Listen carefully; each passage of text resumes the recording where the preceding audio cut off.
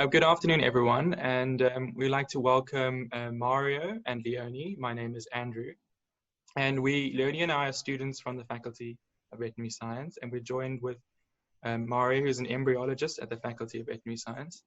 And today we're just going to talk a little bit more about rhino in vitro fertilization and the aspects around that.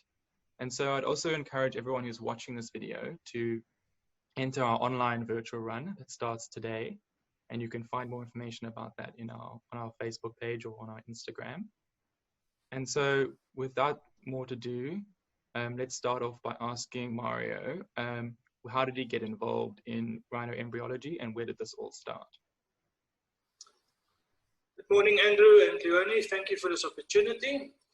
Yes, so I started at the university in 2010 after coming back from the USA in a human embryology lab. And then Professor Holm and myself developed this laboratory over the last 10 years. And then about 2 years ago, we were approached by the San Diego Zoo in connection with rhino reproduction, specifically to try and save the northern white rhino species that we know are now basically extinct. And so we see behind you lots of equipment.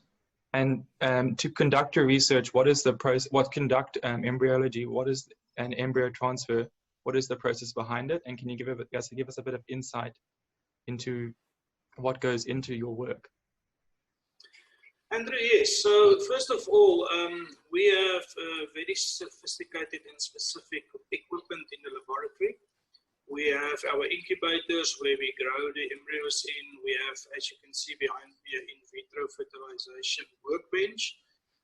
Very specific because it's got heated surfaces on which you work. We've got a very sensitive aircon system with bag filters and HEPA filters installed on the roof. So I'm always breathing the best quality air in Victoria when I'm in the lab.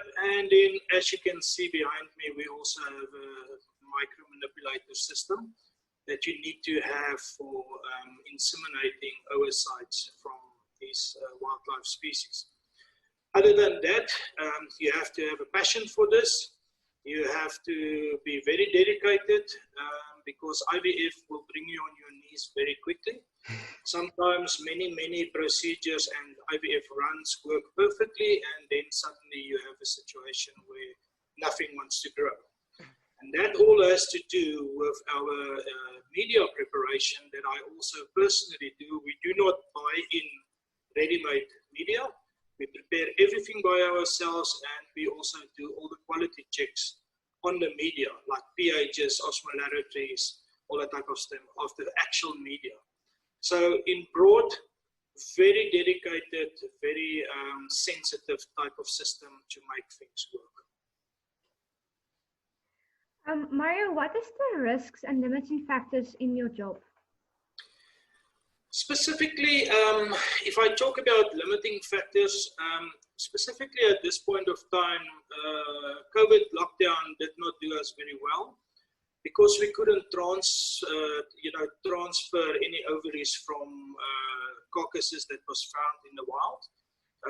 We weren't allowed to go across borders and so, and we are desperately needing ovaries to be able to continue this research. And I think one of the limiting factors is that not enough people out there realize that there's actually 2 laboratories in South Africa, the only 2 laboratories at this stage that is actually trying to do this.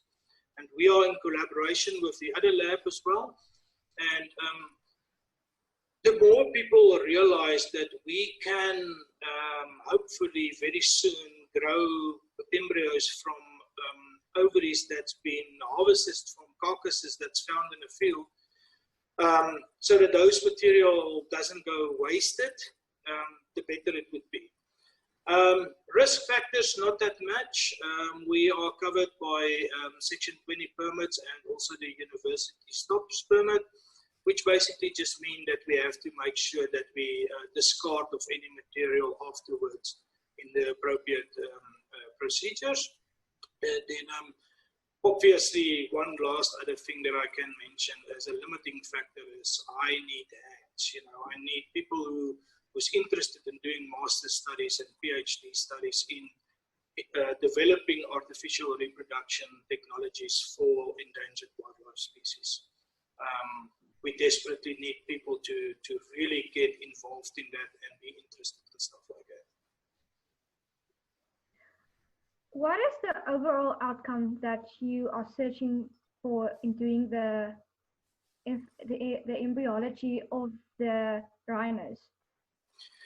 So Leonie, if we are able to develop robust and repeatable artificial reproduction technologies, specifically for rhinos in this case, imagine what impact we can have by saving the species, number one, from extinction. Once we are successful with growing these embryos in vitro, we can store it away in liquid nitrogen flasks, and then we can then extrapolate that to recipient cows and hopefully get some rhinos born this way.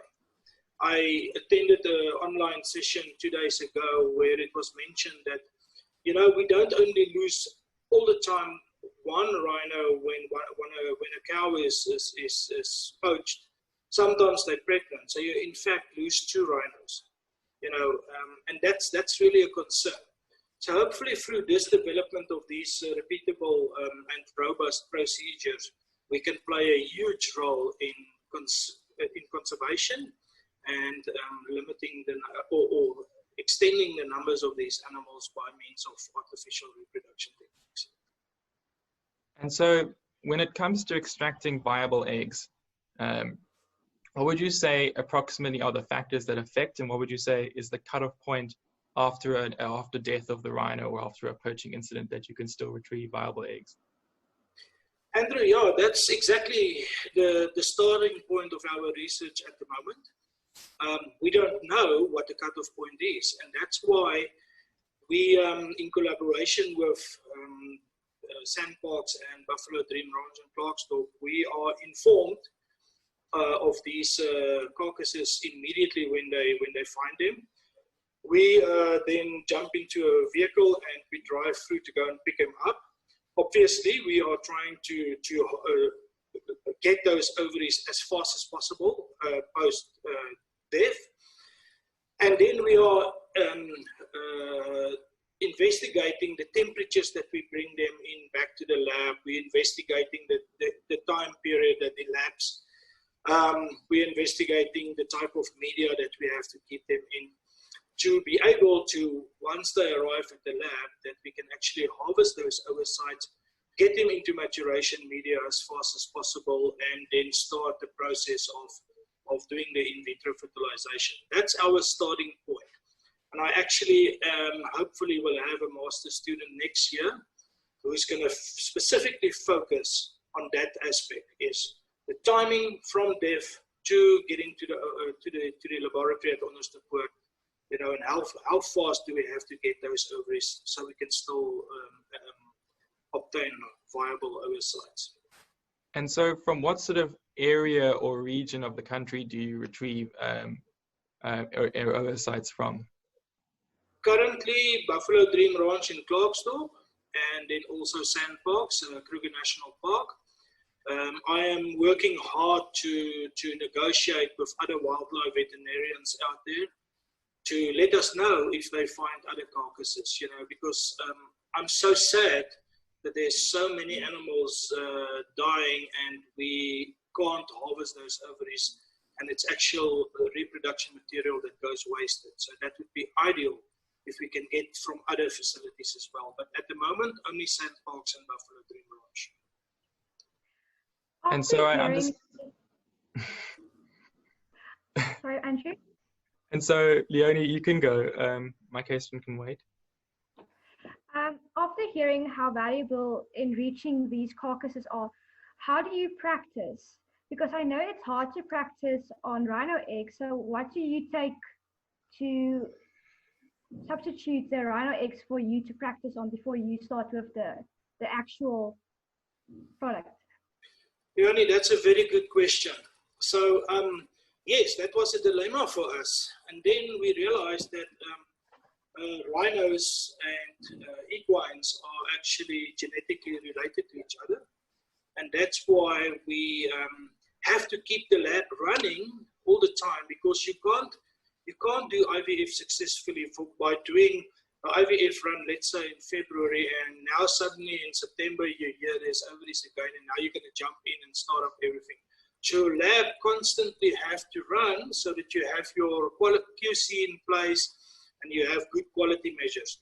So what I currently do is I have a connection with the only registered equine abattoir in Gauteng, and they let me know when there's mares that's due to be slaughtered, and then I drive through and I collect the ovaries from those mares, and then we practice on the equine ovaries and oocytes, making sure that we have good blastocyst runs, and so that we can have the lab ready when we do receive rhino oocytes. Have you ever used one of those blastocysts to implant in a horse or not? We are just about to do that.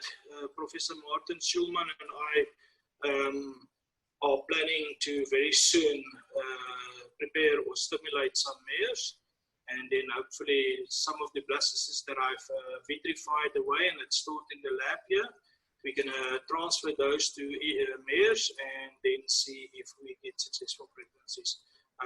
We were planning to do it in this breeding season that's starting now. Awesome. Okay. And so if you were talking to newly graduated veterinary students or veterinary students and the public in general, what would you say would be some of the important factors for people considering getting involved in this further line? Or what are the important things that people should know about in vitro rhino embryo transfer? Yeah, Andrew. Currently, there's only one veterinarian, Dr. Mornay Delaray from Embryo Plus, that's really focusing and trying his heart out with us in collaboration to achieve this. It would be so wonderful if some of your young veterinarians that qualifies start getting interested in IVF and really make a difference to really try and assist us to do this conservation work. You know, there's lots of vets out there who does treatment after, you know, they find animals that's been injured and so. But on the reproduction side, there's a huge lack in this country, especially on endangered wildlife species. And that would be fantastic if we have people who start getting interested in this and really support this artificial reproduction part of conservation. That's I think it's definitely very interesting. And so we've heard that you've been working with the San Diego Zoo. Can you tell us more about what was going on there? Okay, so in 2017, San Diego Zoo approached the Faculty of Veterinary Science. We had preliminary discussions and so, because they have a huge drive for saving the northern white rhino because of the dwindling numbers. And then in 2019, they visited the faculty again. And that's where the International Rhino Reproduction Collaboration was established. We drew up a memorandum of understanding together with the university's faculty of law. And basically what that entails is that we share information and protocols and you name it with each other. We have a weekly, two monthly meeting with them where all the collaborators comes together online and we discuss our progress. Then they were also here in February again as a follow-up where we went out into the field and where we assisted each other with training of how do you collect sperm, what is important, how do you harvest ovaries, you know, what is important with the ovary and so. And then I am on a daily basis, I'm communicating with their laboratory staff as well, you know, if I have an issue here, we always communicate with each other and say, let's try this, let's try that. Hey, I've tried this, this seems to work. You know, very good collaboration. And, you know, the more we are, the better and the stronger we can get and the more success we can have. So this is a fantastic collaboration and opportunity. I think for Have you sure. ever been successful? They have been successful recently by doing artificial insemination on rhino cows, and I actually have rhinos on their foot. I think they're up to 3 rhinos already that was born from artificial insemination. Now that we are really focusing on the IVF part, you know, the embryo work. But yeah, they've been successful with semen artificial inseminations. And so can you talk to us about what would the ultimate goal, what would the ideal situation look like in the not so distant future? Thinking maybe 5-10 years down the line. Andrew, our goals is to get these embryos grown, get a first pregnancy from an IVF embryo in a rhino cow, and from there on we can just do more and more and more of those. But the other part of us is think about all the other endangered species. Once we are successful on rhinos, can you imagine if we can do it on lions and you know, buffalo and all these other species? We as the University of Pretoria we have everything available. We just need the people who's really interested in pushing this, you know, and we can make a huge difference conservation-wise in endangered species. Yeah, thank you. Thank you very much for your answers. I think Leonie and I can agree that we found this very, very interesting, and it's both a topic that Leonie and I are very interested in.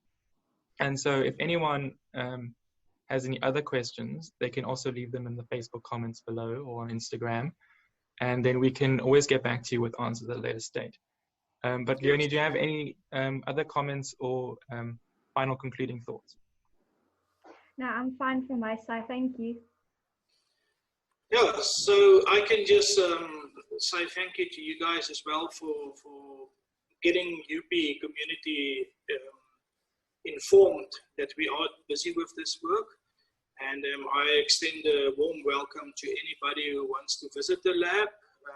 Just give me a call or email me, and you're welcome to come and see the lab. And even I actually do have some students at this point who's on my list that they have a very huge interest in this. So whenever I do have cases and so, I actually inform them and say, hey, listen, I'm having ovaries today. You're welcome to come and attend, come and shadow me and so you're welcome. I think we're going to take that invitation. And so, you know, I would just like to extend the biggest thank you from the Run for Rhinos committee and from, I imagine, all the students and people watching this, and Leonie and myself, just to say thank you very much, Mario. We really appreciate your time, and we found your insights very interesting. Oh, thank you again, Mario. We do Thank you. appreciate it. Keep up with the good work. You're doing an awesome job. I'm really impressed. Thank you very much.